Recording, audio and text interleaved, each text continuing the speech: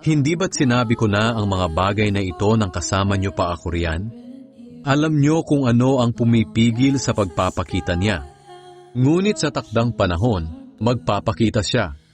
Kahit ngayon palihim nang kumikilos ang kasamaan ng taong ito, at mananatiling palihim hanggat hindi pa inaalis ang pumipigil sa pagpapakita niya.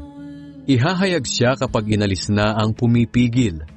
Ngunit sa pagdating ng Panginoong Hesukristo, papatayin niya ang masamang taong ito sa pamamagitan lang ng isang ihip niya. Ihahayag ang taong masama na taglay ang kapangyarihan ni Satanas. Gagawa siya ng lahat ng uri ng nakalilinlang na himala, kababalaghan at kamanghamanghang bagay. Gagamitin niya ang lahat ng uri ng pandaraya sa mga taong mapapahamak.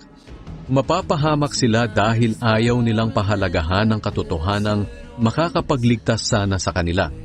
Kaya pababayaan na lang sila ng Diyos sa matinding pagkalinlang para maniwala sila sa kasinungalingan, nang sa ganoon maparusahan ang lahat ng ayaw maniwala sa katotohanan at nagpakaligaya sa kasamaan.